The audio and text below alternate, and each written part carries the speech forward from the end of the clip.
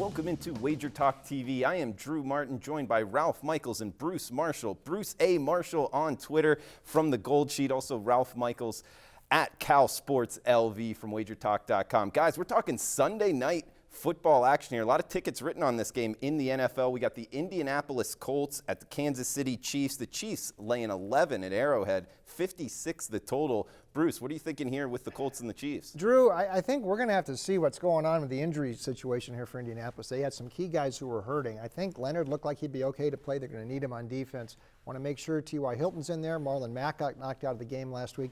Mack could be very important here, or the fact they want to run the football some on Kansas City to slow the game down a bit. Kansas City's defense has been very porous against the rush. The fact they're kind of leaky isn't a big surprise. But Andy changed coordinators this year, brought Steve Spagnuolo back in. He'd been out of the game for a bit and cut Bob Sutton loose. Haven't seen a lot of improvement yet from this Kansas City defense.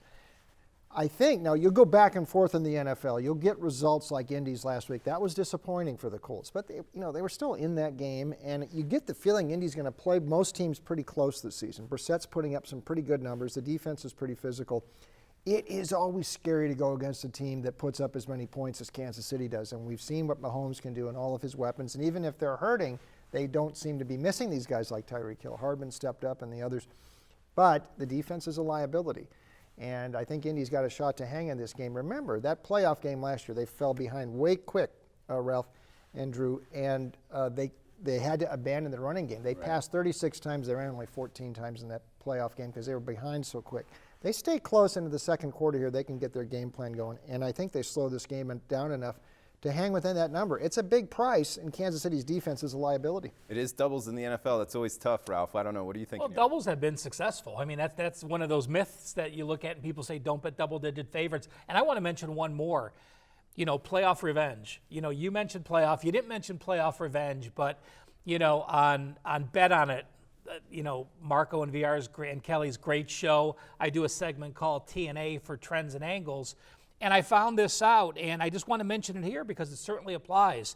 Teams that have playoff revenge but are an away dog the next year in the regular season, like Indianapolis, going back to 2012, you're 5-23 straight up, you're 7-21 against the spread, 25% ATS. So, yeah, playoff revenge means something, but if you're still the worst team, the team knows they faced you in the playoffs. The team knows you're gunning for them. The team is obviously the better dog because they're a home favorite.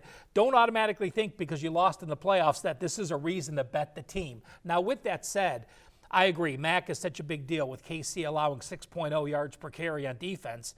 If they can run on him, if they can get the early lead, you're a double-digit dog getting an early lead with the worst defense out there. But you talked about the injury report. If they're missing both safeties like they were this past week and missing a cornerback, there's no way I can take any part of Indy. And all of a sudden then a total of 56 looks like it's in play. So to me, I think that you get a situation where if they are healthy and if Mack can run the ball, they're going to keep it close.